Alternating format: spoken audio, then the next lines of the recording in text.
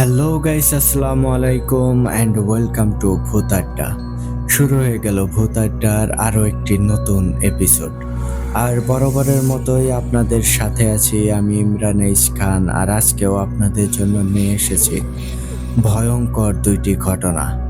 আজকে যেহেতু বৃহস্পতিবার, আর বৃহস্পতিবার মানেই আপনার আমার সবার প্রিয় মকসেদ ভাইয়ের রাত, আলী হুজুরের রাত। হ্যাঁ, ঠিক তাই। আজকেও আপনাদের জন্য নিয়ে এসেছি আলী হুজুরের আরও একটি দুর্দান্ত ভয়ঙ্কর ঘটনা। এর আগে আপনারা আমাদের চ্যানেলে মারজান জিনের 2টা পর্ব শুনেছিলেন। ভয়ঙ্কর মারজান জিনের আরও একটা পর্ব আজকে শুনতে যাচ্ছেন।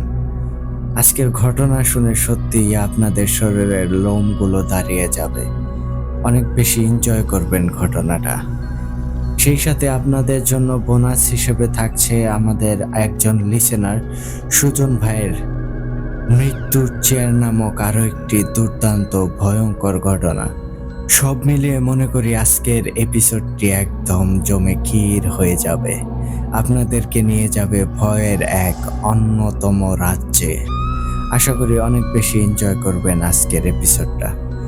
তো মূল ঘটনায় যাওয়ার আগে আপনাদেরকে বলতে চাই, আপনারা যারা এখনো আমাদের চ্যানেলটিকে সাবস্ক্রাইব করেননি, দ্রুত সাবস্ক্রাইব করে ফেলুন এবং অল অপশনটি সিলেক্ট করে রাখুন, যাতে করে আমাদের পরবর্তী সকল আপডেট, সকল ঘটনা, সকল নোটিফিকেশন সবার আগে আপনাদের কাছে পৌঁছে যায়। আর আপনারাও যদি আমাদেরকে ঘটনা পাঠাতে চান, সেই ক্ষেত্রে আপনাদের কাছে 2টি বই আছে। প্রথমত আপনারা সরাসরি আমাদেরকে হোয়াটসঅ্যাপে নক দিতে পারেন, আর আমাদের হোয়াটসঅ্যাপ নাম্বারটি আমাদের ডেসক্রিপশন বক্সে অথবা কমেন্ট বক্সে প্রিন্ট আপ করা আছে। এছাড়াও আপনারা চাইলেই কিন্তু আমাদেরকে ইমেলের মাধ্যমেও ঘটনা পাঠাতে পারেন। আর আমাদের ইমেল অ্যাড্রেসটি হচ্ছে bhutadda.stories@gmail.com। আপনাদের জানা শোনা সেরা ভয়ের ঘটনাগুলো আমাদেরকে লিখে কিংবা ভয়েস ক্লিপ আকারে পাঠিয়ে দিতে পারেন। আর আপনাদের কাছে একটাই অনুরোধ করব, সেটা হচ্ছে আপনারা কেউ দয়া করে পাইরেসি করবেন না, কারো ঘটনা কপি করে আমাদেরকে পাঠাবেন না। আপনাদের কাছে ইউনিক আর নিজস্ব কোনো ঘটনা থাকলে সেগুলোই আমাদেরকে দেবেন। কেউ যদি আমাদেরকে কপি ঘটনা পাঠান, তাহলে আমরা যদি সেটা বুঝতে পারি আপনি যে কষ্ট করে লিখবেন বা কষ্ট করে আমাদেরকে পাঠাবেন, সেটা কিন্তু টোটালি বৃথা যাবে, কেননা আমরা কপি ঘটনা প্রকাশ করব না। তো আশা করি আপনারা বুঝতে পেরেছেন। তো আর কথা বাড়াবো না, চলুন বন্ধুগণ এখন শুনে আসি আলী হুজুরের মারজান জিনের আরো একটি দুর্দান্ত ঘটনা।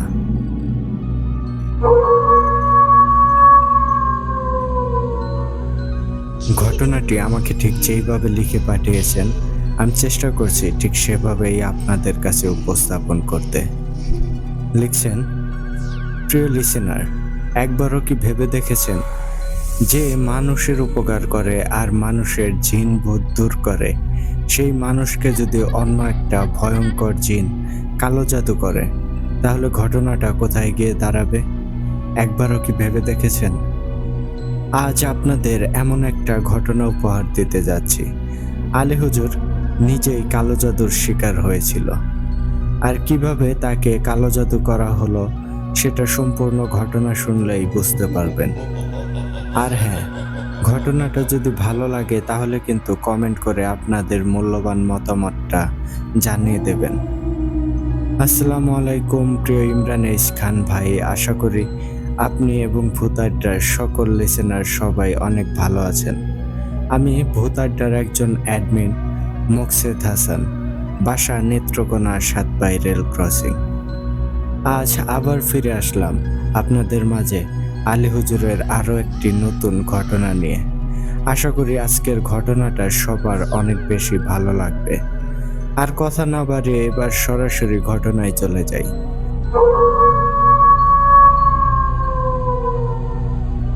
আলী হুজুর রাতে ঘুমাচ্ছিল। হঠাৎ তার স্বপ্নে একটা কালো ছায়ার মতো অবয়ব এসে দাঁড়ালো, আর সেই ছায়াটা দেখতে অনেক বেশি ভয়ঙ্কর ছিল। অবয়বটা কর্কশ ভাষায় বলতে লাগলো, আলী, তুই অনেক সমস্যা করেছিস আমাদের জিন জাতিদের। এবার আমি চলে আসলাম তোরে বিরক্ত করতে। আজ থেকে শুরু হবে তোর জীবনের এক নতুন অধ্যায়, আর তোর মৃত্যুর দিন নিকটে চলে এসেছে। এবার তোকে কেউ বাঁচাতে পারবে না। আলী, এই দেখ তোর মামাতো ভাই আজিজকে কি অবস্থা করেছে। আলী হুজুর তখন খেয়াল করে দেখল তার মামাতো ভাই আজিজ একটা কবরস্থানের পাশে মাটিতে পড়ে আছে, আর আজিজের দেহ থেকে মাথাটা আলাদা হয়ে আছে। তার পাশেই বসে আছে আরো একটা অবয়ব, আর সেই অবয়বটা আজিজের মাথার মগজটা ছিঁড়ে ছিঁড়ে খাচ্ছিল। কি একটা ভয়ঙ্কর দৃশ্য! আলী হুজুর এই দৃশ্যটা দেখে এক চিৎকার দিয়ে ঘুম থেকে উঠে পড়ল, আর তখন সে বুঝতে পারলো এটা একটা দুঃস্বপ্ন ছিল। কিন্তু একটা অদ্ভুত বিষয় খেয়াল করলো আলী হুজুর। বিষয়টা হলো, যেই জায়গাতে সেই অবয়বটা দাঁড়িয়েছিল সেই জায়গাতে অনেকটাই রক্ত পড়েছিল। এটা দেখে আলী হুজুর একটু অবাক হয় আর ভাবতে থাকে, এখানে রক্ত কি করে আসলো?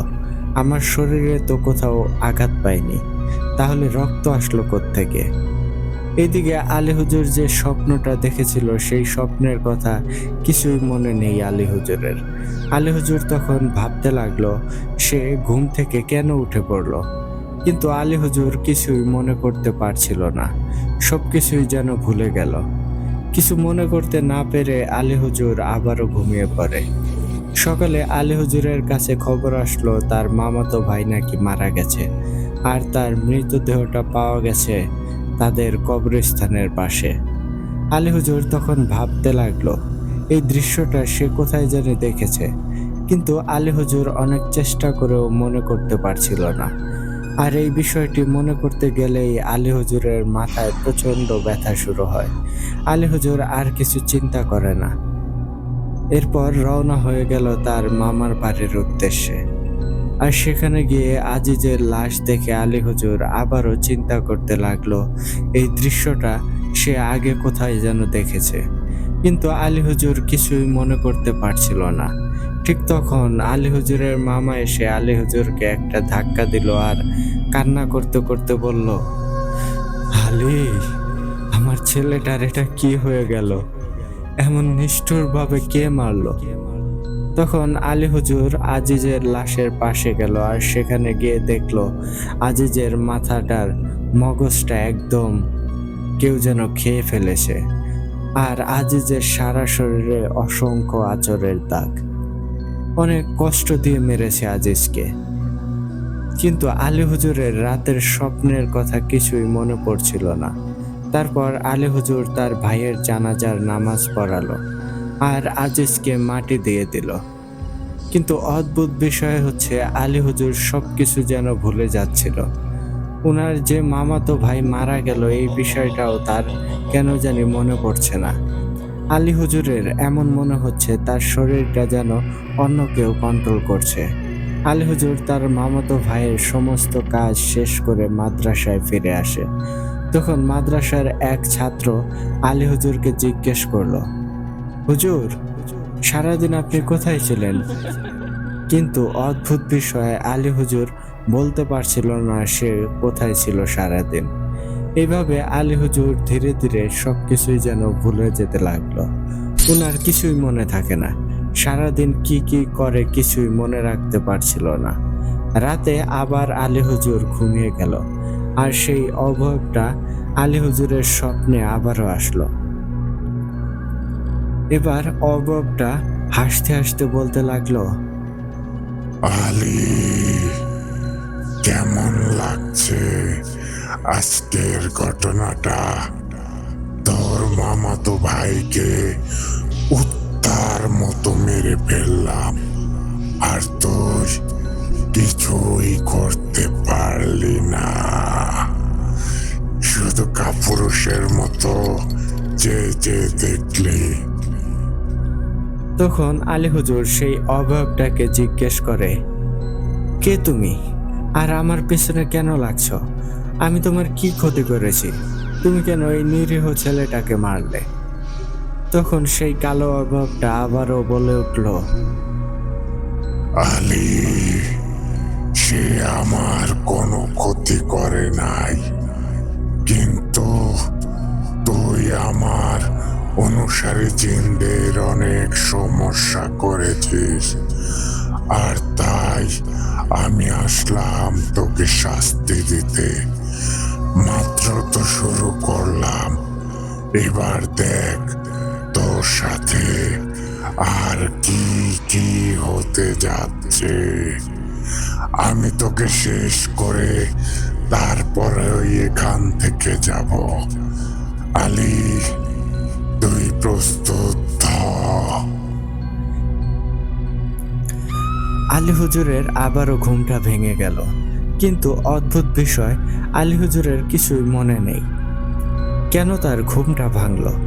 তারপর আলী হুজুর আবার ঘুমিয়ে গেল। সকালে মাদ্রাসায় গেল, আর মাদ্রাসায় গিয়ে আলী হুজুরের মনমরা হয়ে বসে রইল।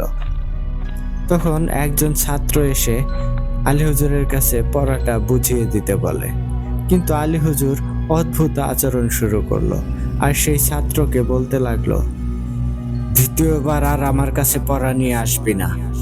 যদি আসিস তাহলে একদম জানে মেরে ফেলবো। আলী হুজুরের মুখে এই কথা শুনে ছেলেটা অনেক ভয় পেল, আর ভাবতে লাগলো, হুজুরের আবার কি হলো? উনি তো কখনোই আমাদের সাথে এমন আচরণ করেন না। ছেলেটা আলী হুজুরের মুখে এমন কথা শুনে কান্না করতে করতে নিজের জায়গাতে গিয়ে বসে পড়ল। এদিকে অন্য ছাত্ররা আলী হুজুরের এই আচরণ দেখে ভয় পেতে লাগলো। চিন্তা করছে তারাও কি পড়া দিতে যাবে নাকি যাবে না। সব ভয় কাটিয়ে মাসুদ নামের একজন আলী হুজুরের কাছে পড়া নিয়ে গেল, হুজুরকে পড়ে শোনানোর জন্য। যেই হুজুর বলে ডাক দিল, আলী হুজুর সাথে সাথে মাসুদের হাত ধরে ফেলল, আর 2-3টা থাপ্পড় দিয়ে বসলো। তারপর বেত দিয়ে রীতিমতো পেটাতে লাগলো, আর মাসুদ অনেক জোরে জোরে তখন কান্না করতে লাগছিল।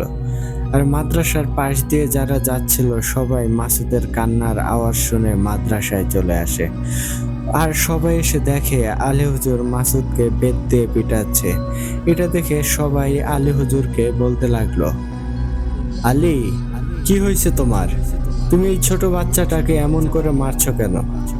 তখন আলী হুজুর বলতে লাগলো, সেই কৈফিয়ত কি তোকে দিতে হবে? কেন মারছো ওরে? আলী হুজুরের মুখে এই কথা শুনে সেখানে উপস্থিত সবাই তো অবাক হয়ে গেল, কারণ আলী হুজুর তো আজ পর্যন্ত কারোর সাথে এরকম বেয়াদবি করে কথা বলে না। তাহলে কেন আজ এরকম তুই-তুকারি করে কথা বলছে? তারপর সেই লোকটা আলী হুজুরের মুখে এমন কথা শুনে সে আলী হুজুরের কাছে যায়, আর আলী হুজুরকে একটা ধাক্কা দেয়। আর সেই লোকটার ধাক্কা খেয়ে আলী হুজুরের যেন হুঁশ ফিরে আসলো। আর হুঁশে আসার পর আলী হুজুর সেই লোকটাকে বলতে লাগলো, আরে, আপনি কখন আসলেন? আর অন্যদিকে মাসুদের কান্না দেখে আলী হুজুর বলতে লাগলো, কিরে মাসুদ, তুই কান্না করছিস কেন? তোর আবার কি হলো? বাড়িতে যাওয়ার জন্য কান্না করছিস নাকি? আলী হুজুরের মুখে এমন কথা শুনে সেখানে উপস্থিত থাকা সবাই তো রীতিমতো অবাক হয়ে হা করে তাকিয়ে আছে। এমনকি মাসুদ নিজেও অবাক হয়ে গেল। তারপর সেই লোকটা বলতে লাগলো, আলী, তোমার কি হয়েছে? তখন আলী হুজুর বলল, আমার আবার কি হবে? আমি তো ঠিকই আছি। তখন আবার সেই লোকটা বলল, আলী, তোমার কিছুই কি মনে নেই একটু আগে এখানে কি হয়েছে? তখন আলী হুজুর বলল, আরে এখানে আবার কি হবে? তখন সেই লোকটা বলে, একটু আগে তুমি মাসুদকে বেত দিয়ে পিটাচ্ছিলে, আর মাসুদের চিৎকার শুনে আমরা সবাই এখানে আসলাম। লোকটার এই কথা শুনে সকল ছাত্ররা একসাথে বলে উঠল, হুজুর, আপনি সত্যিই মাসুদকে বেত দিয়ে অনেক মারছেন। তখন আলী হুজুর সবাইকে চলে যেতে বলল, আর সবাই চলে গেল। সবাই চলে যাওয়ার পর আলী হুজুর মাসুদকে ওনার কাছে আসতে বললেন, কিন্তু মাসুদ আলী হুজুরের কাছে আসতেও অনেক ভয় পাচ্ছিল। তারপর আলী হুজুর মাসুদকে বলল, মাসুদ, ভয় পাস না, আমি কিছু করব না, আয় বাপ আমার কাছে আয়। তারপর মাসুদ ভয়ে ভয়ে আলী হুজুরের কাছে গেল।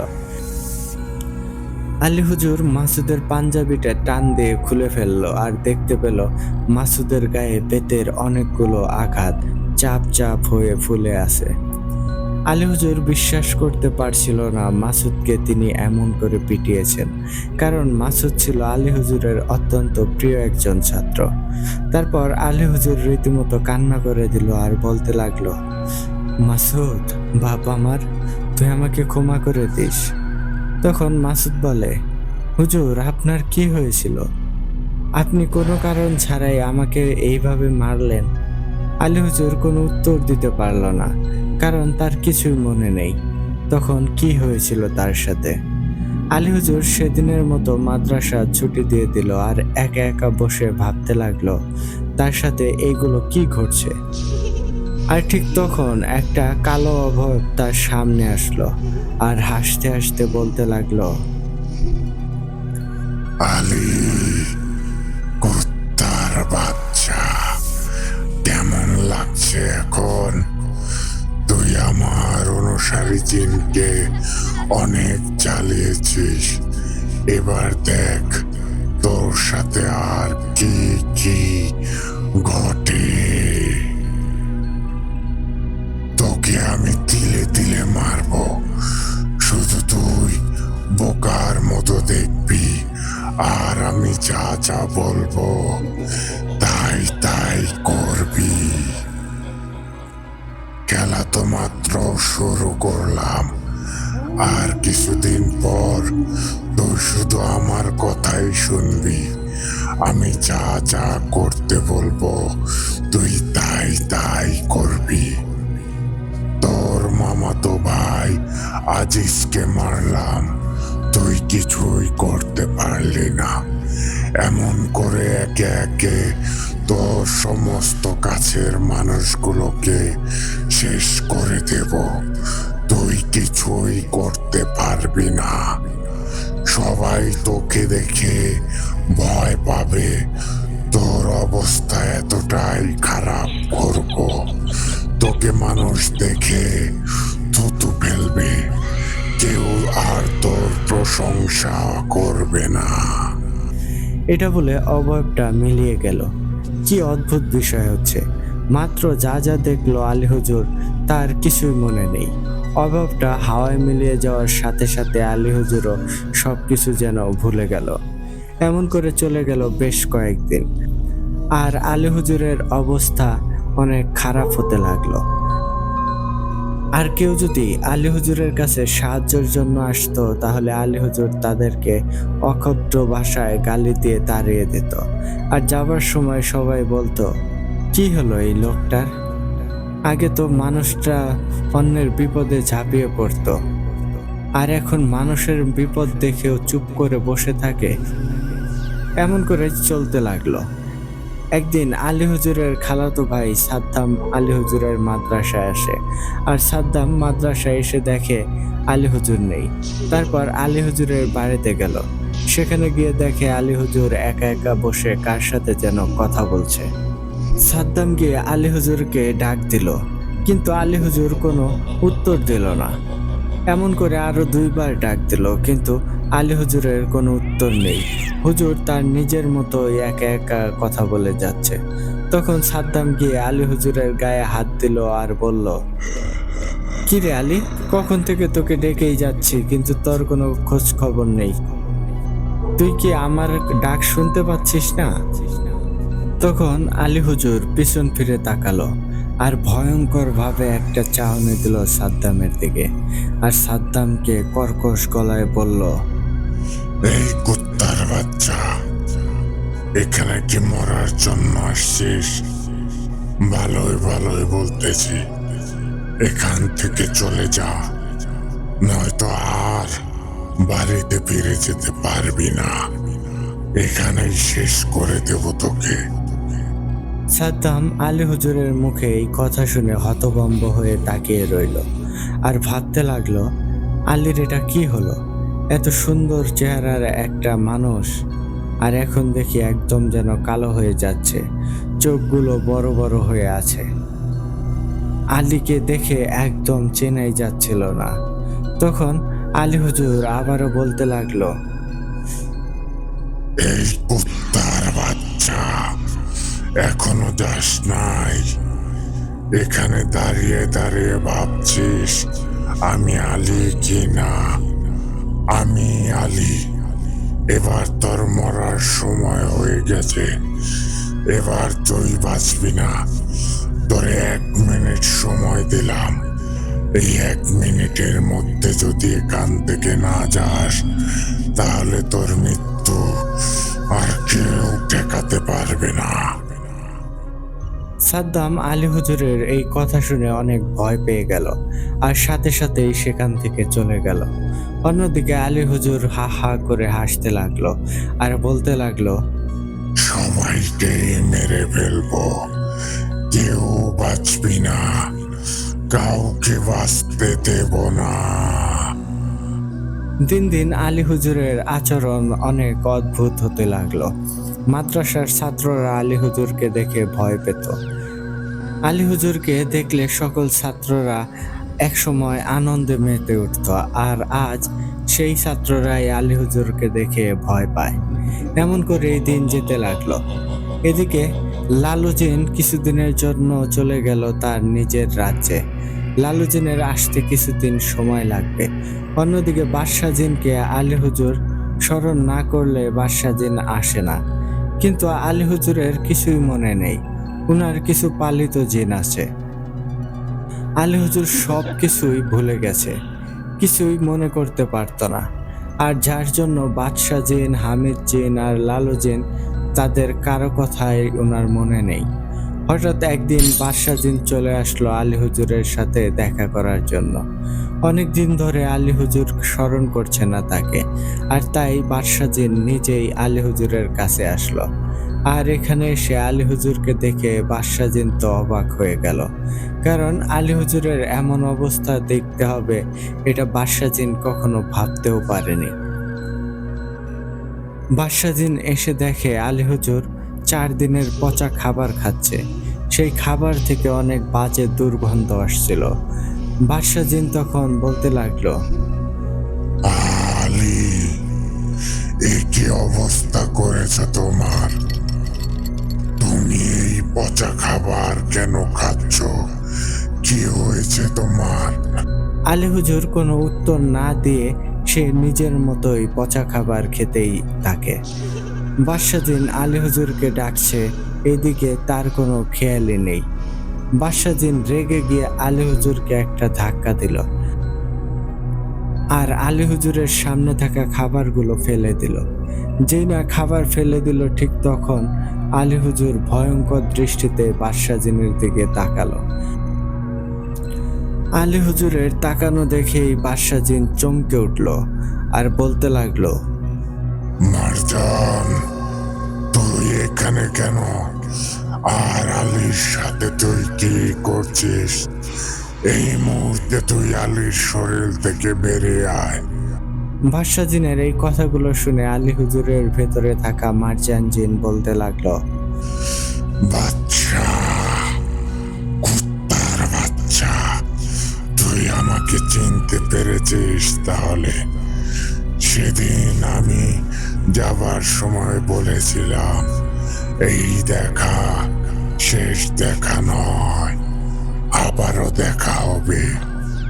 মারজানকে কেউ মারতে পারে না, মারজান অমর।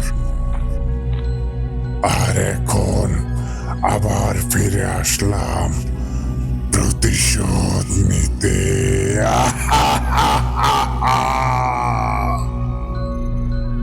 প্রথমে এই আলী কুত্তার বাচ্চাকে শেষ করব, তারপর তোকে আর লালুকে মারবো। তোরা আমাকে অনেক জ্বালিয়েছিস, এবার আমার প্রতিশোধ নেওয়ার পালা। এটা বলতে না বলতেই পেছন থেকে আর একটা কালো এসে হাজির হলো আর বাদশাজিনের গলায় চাপ দিয়ে ধরলো। বাদশা জিন ঘুরে দেখলো এটা আর কেউ নয়, এটা হচ্ছে ভয়ঙ্কর শক্তিশালী কালী। কালীকে দেখে বাদশা বলতে লাগলো, কালী, তুই এখানে কেন?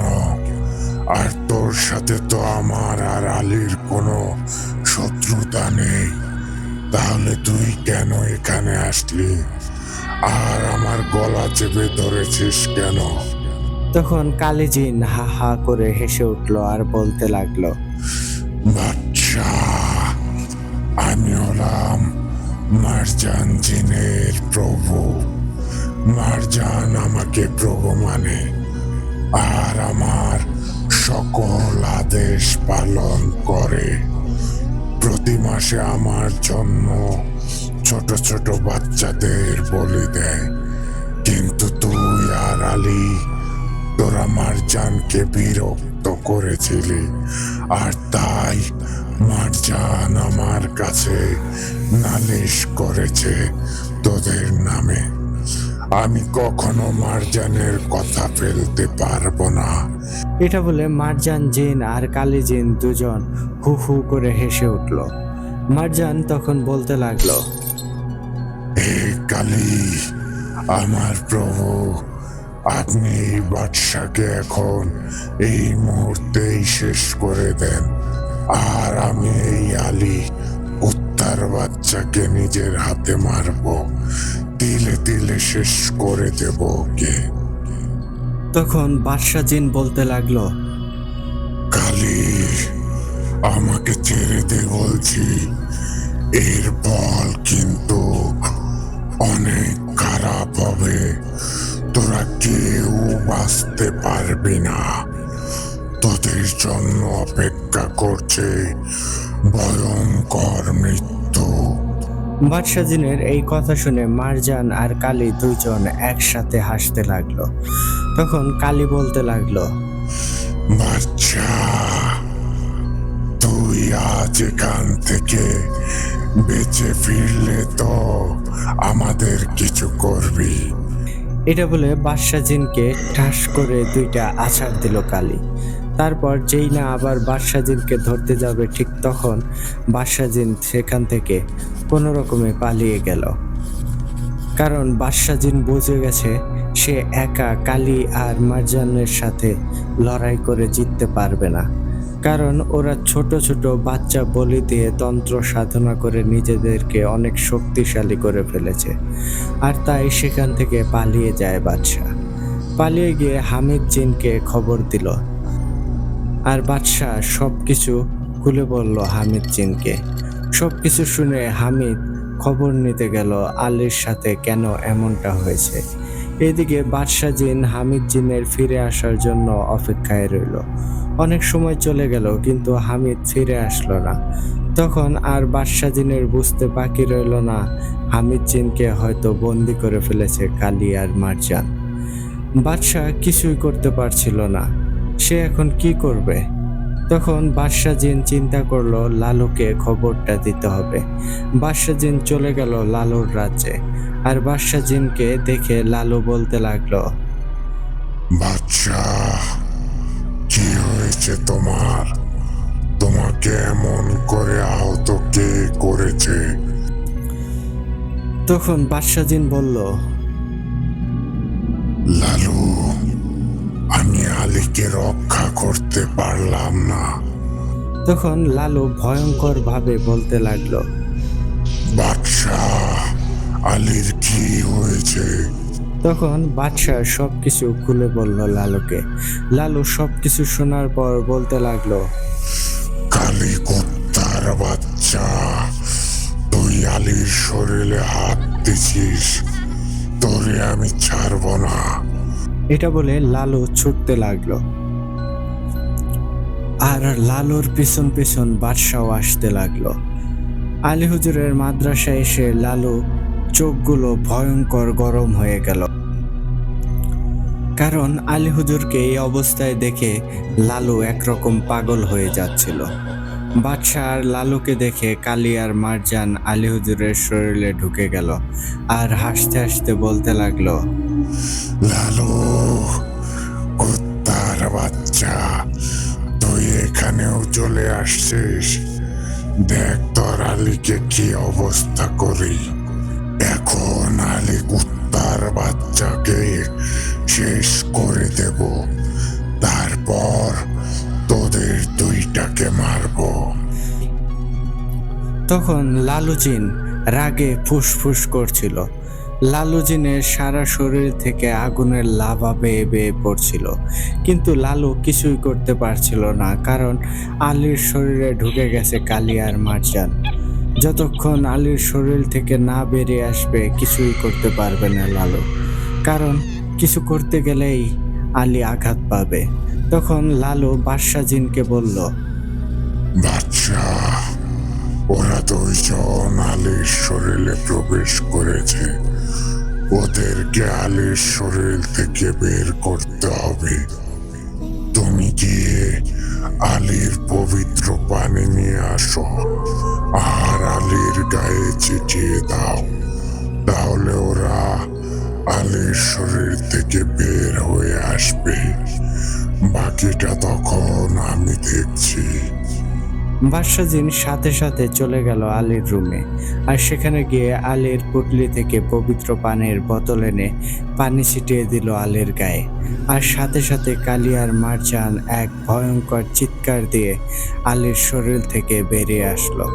তখন লালু তার ভয়ঙ্কর রূপ নিয়ে কালীর ওপর ঝাঁপিয়ে পড়ল। শুরু হয়ে গেল তুমুল লড়াই। এইদিকে বাদশাজিন খেয়াল করে দেখলো হামিদকে একটা গাছের মধ্যে বন্দি করে রেখেছে। বাদশা গিয়ে হামিদের উপর পবিত্র পানি ছিটিয়ে দিল, আর সাথে সাথে হামিদ জিনও মুক্ত হয়ে গেল। এইদিকে মারজান বাদশার উপর ঝাঁপিয়ে পড়ল, কিন্তু বাদশা অনেক দুর্বল হয়ে গিয়েছিল কালীর সাথে লড়াই করতে গিয়ে, আর তাই বাদশাজিন মারজানের সাথে পেরে উঠতে পারছিল না। হামিদ মুক্ত হওয়ার পর সাথে সাথেই ঝাঁপিয়ে পড়ল মারজানের ওপর। মনে হচ্ছে সেখানে যেন তুফান শুরু হয়ে গেল। চারদিকে গাছপালা মাটির সাথে পিষে যেতে লাগলো। লালুজিন কালীকে ধরে আছাড় দিতে লাগলো। কালীর নাক মুখ ফেটে রক্ত পড়তে লাগলো। লালু তখন বলতে লাগলো, কালী, তোর চিন্তা করা উচিত ছিল। লালুর বন্ধু হলো আলী, আর লালু যখন রেগে যায় তখন লালু কি করতে পারে সেটা তুই ভালো করেই জানতি। তারপরেও তুই আলীকে মারার জন্য এসেছিস। এবার তোকে কে বাঁচাবে? কালী তখন লালুর কাছে মাপ চাইতে লাগলো আর বলতে লাগলো, লালু, মাফ করে দে। আমি মারজানের কথা শুনে এখানে এসেছি, কারণ মারজান আমার পূজা করে, আমাকে প্রভু মানে, আমার জন্য ছোট ছোট বাচ্চা বলি দেয়, আর তাই আমি এসেছিলাম। লালু তখন বলে উঠল, আজ থেকে আর তোর নামে কোনো ছোট বাচ্চা বলি হবে না। আজ তোর খেলা এখানেই শেষ হবে। এটা বলে কালীর গলাটা ধরে একটা হ্যাচকা টান দিয়ে ঘাড় থেকে মাথাটা আলাদা করে ফেলল, আর আকাশের দিকে তাকিয়ে ভয়ঙ্কর এক গর্জন করলো লালু। লালুর এই গর্জন শুনে বাদশাহ হামিদ দুজনেই অনেক ভয় পেয়ে গেল, আর মারজানকে ছেড়ে দিয়ে লালুর দিকে তাকালো। এই সুযোগে মারজান সেখান থেকে পালিয়ে যায়। কিছুটা দূরে এগিয়ে মারজান বলতে লাগলো, লালু, কুত্তার বাচ্চা, তুই আমার প্রভু কালীকে মেরে ফেলেছিস। এবার তোকে কে বাঁচাবে? এখন তোর ওপর কালীর যত অনুসারীরা আছে সবাই আক্রমণ করবে। আমি চলে গেলাম, আবার আমি ফিরে আসব। আমার প্রভু কালীর মৃত্যুর প্রতিশোধ নেব। এটা বলে মারজান সেখান থেকে পালিয়ে যায়। আস্তে আস্তে ঝড় সব থেমে গেল। লালু তার স্বাভাবিক রূপে ফিরে আসলো আর আলীর কাছে চলে আসলো। আলী হুজুর অজ্ঞান হয়ে মাটিতে পড়েছিল তখনও। আলী হুজুরকে লালু পবিত্র পানি পান করালো, আর পবিত্র পানি আলী হুজুরের পেটে যেতেই আলী হুজুর বমি করতে লাগলো, আর বমির সাথে বেরিয়ে আসলো অনেকগুলো চুল আর একটা তাবিজ। এক টুকরা তাজা শূকরের মাংসও ছিল সেই সাথে। তখন লালুজিন বুঝতে পারলো আলী হুজুরকে এইগুলো খাইয়ে কালো জাদু করা হয়েছিল। প্রিয় লিসেনার, এই ছিল আজকের ঘটনা। আশা করি ঘটনাটা সবার অনেক ভালো লেগেছে। যদি ভালো লাগে তাহলে অবশ্যই কমেন্ট করে জানাবেন প্লিজ। আমি মকসেদ হাসান, বাসা নেত্রকোনা ৭ পাই রেল ক্রসিং। আজ এখানেই শেষ করলাম। আল্লাহ হাফেজ। ভূতাড্ডা দীর্ঘজীবী হোক।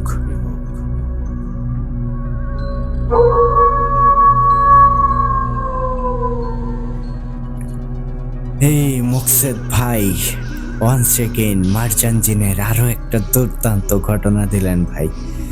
ওয়াও, এক কথায় ভাই অসাধারণ অসাধারণ একটি ঘটনা। মার্জান জিনের যতই শুনতেছি ততই যেন অবাক হচ্ছে, কেননা মার্জান জিন এমন একটা ক্যারেক্টার, মনে হচ্ছে যে এ কখনো হয়তো মরবেই না, এইরকম একটা ক্যারেক্টার। একে শেষ মুহূর্তে কিভাবে যেন পালিয়ে যায়, আবার ফিরে আসে ভয়ঙ্কর অন্য আরেকটা রূপ নিয়ে। মানে এই মার্জান জিন, এই ভিলেনের ফ্যান হয়ে গেলাম। আলী হুজুর বলেন, লালু জিন বলেন, কিংবা বাদশা জিন, হামিদ জিন, এরা তো এক একটা লিজেন্ডারি ক্যারেক্টার। তারপরেও ভিলেন হিসেবে মার্জান জিনের ফ্যান হয়ে যাচ্ছে ভাই। মানে কিভাবে সম্ভব এতটা দুরন্ত একটা ভয়ঙ্কর ভিলেন যে কিনা বারবার ফিরে আসে? মানে এক কথায় ভাই টোটালি আউটস্ট্যান্ডিং একটা স্টোরি ছিল ভাই। অসাধারণ অসাধারণ। ধন্যবাদ মকসুদ ভাই, এত সুন্দর একটা ঘটনা আমাদের সাথে শেয়ার করার জন্য, আমাদেরকে এইরকম ভয়ের একটা অনুভূতি উপহার দেওয়ার জন্য। তো লিসেনার্স, আপনারা কিন্তু জানাতে পারেন আজকের মকসুদ ভাইয়ের এই ঘটনাটা আপনাদের কাছে কেমন লেগেছে। আপনারা আপনাদের মূল্যবান মতামত আমাদের সাথে অবশ্যই শেয়ার করবেন।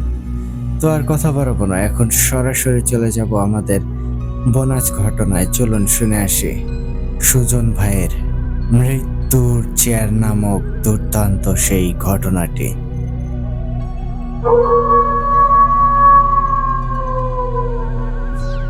ঘটনাটি আমাকে ঠিক যেইভাবে লিখে পাঠিয়েছেন, আমি চেষ্টা করছি ঠিক সেভাবেই আপনাদের মাঝে উপস্থাপন করতে। আসসালামু আলাইকুম ইমরান ভাই, আমি সুজন, আমার বাসা সাভার। আমি বর্তমানে ইন্টার সেকেন্ড ইয়ারে লেখাপড়া করছি। আমি আজকে আমার নানার মুখ থেকে শোনা একটি ঘটনা আপনাদের সাথে শেয়ার করতে যাচ্ছি। আশা করি ঘটনাটি অনেক ভালো লাগবে। আমার নানার নাম জলিল মোল্লা। সবাই তাকে জলিল নামেই ডাকে। তো নানার সাথে একদিন কথায় এই ঘটনাটি জানতে পেরেছিলাম। তো নানা যেইভাবে আমাকে ঘটনাটি বলেছিল, আমি চেষ্টা করছি ঠিক সেভাবেই আপনাদের মাঝে উপস্থাপন করতে। বলছেন নানা, 1659 সালের কথা। থমাস বাবরি নামের এক লোক, তার অপরাধের জন্য মৃত্যুদণ্ড দেওয়া হয়। ফাঁসিতে ঝুলিয়ে মৃত্যুদণ্ড কার্যকরের আগে তার শেষ ইচ্ছা জানতে চাওয়া হয়। সে তার অতি প্রিয় পানশালায় গিয়ে তার নিজের চেয়ারে বসে জীবনের শেষ খাবার খাওয়ার ইচ্ছা প্রকাশ করে। খাবার শেষ করে সে চেয়ার ছেড়ে উঠে দাঁড়ায় এবং বলে, এই চেয়ারে যে বসবে সে হঠাৎ করেই মারা যাবে। এরপর 200 বছর পার হয়ে গেছে। চেয়ারটি সেই পানশালাতেই রয়ে যায়। কেউ তাতে বসতো না, কারো কখনো সাহসই হয়নি ওই চেয়ারে বসবার। এরপর ঘটনা ঘটল দ্বিতীয় বিশ্বযুদ্ধের সময়। একজন বৈমানিক সেই পানশালাতে এসে সেই অভিশপ্ত চেয়ারে বসলেন। এরপর তিনি আর যুদ্ধ থেকে ফিরে আসেননি। এছাড়া যেই সৈন্য এই চেয়ারে বসেছে তাদের সবারই পরিণতি একই হয়েছিল। 1967 সালে ব্রিটিশ রাজকীয় বিমান বাহিনীর 2 জন পাইলট ওই চেয়ারে বসেছিল। খাওয়া দাওয়া শেষে পানশালায় থেকে বের হয়েই তারা এক ট্রাক দুর্ঘটনায় মারা যান। 1970 সালে একজন স্থপতি এই চেয়ারে বসে এই অভিশাপ ভুল প্রমাণ করার চেষ্টা করেন। সেদিন বিকেলে তিনি এক গর্তে পড়ে মারা যান। এরপর আরেক ছাদ ঢালাইকারী ওই চেয়ারে বসেছিলেন, আর ছাদ থেকেই পড়ে মারা যান তিনিও। এরপর এক মহিলা মারা যান মস্তিষ্কের টিউমারে এই চেয়ারে বসার পর। এমন ঘটনা একের পর এক ঘটতেই থাকে। একের পর এক এমন সব ভয়াবহ ঘটনা দেখে পানশালার মালিক চেয়ারটিকে বেসমেন্টে রেখে দেওয়ার সিদ্ধান্ত নেন। যে লোকটি চেয়ার বহন করেছিল সে বেসমেন্টে গিয়ে বিশ্রাম নিতে চেয়ারের উপর বসে। সেদিনই এক গাড়ি দুর্ঘটনায় সে মারা যায়। 1972 সালে চেয়ারটিকে নিয়ে যাওয়া হয় ইংল্যান্ডের একটি স্থানীয় জাদুঘরে। ওটা জাদুঘরও নয়, বাপসি স্টপ ইন নামের সরাইখানা, যাতে সেটিতে কেউ বসতে না পারে সেই জন্য। চেয়ারটি মাটি থেকে 5 ফুট উপরে ঝুলিয়ে রেখে প্রদর্শন করা হচ্ছে। 300 বছরেরও বেশি সময় ধরে অভিশপ্ত এই চেয়ারটি নিয়ে কতই না কাহিনী হয়ে গেছে, কিন্তু এই রহস্য আজও রয়ে গেছে। কারণ এতগুলো মৃত্যুকে কি কাকতালীয় বা স্বাভাবিক মৃত্যু বলা যাবে? হয়তো হাজার হাজার বছর ধরে এটি শুধু ইতিহাস হয়েই থাকবে, কাহিনী হয়েই থাকবে মানুষের মুখে মুখে। তো ইমরান ভাই, আমার নানা এই বলে এই ছোট্ট ঘটনাটি শেষ করেছিলেন। আশা করি ঘটনাটি আপনি পরে শোনাবেন। যদি ভালো লাগে অবশ্যই আমাকে জানিয়ে দেবেন কবে এই ঘটনাটি প্রকাশ করছেন। সবাই ভালো থাকবেন, আর আমার এবং আমার নানার জন্য দোয়া করবেন। আসসালামু আলাইকুম।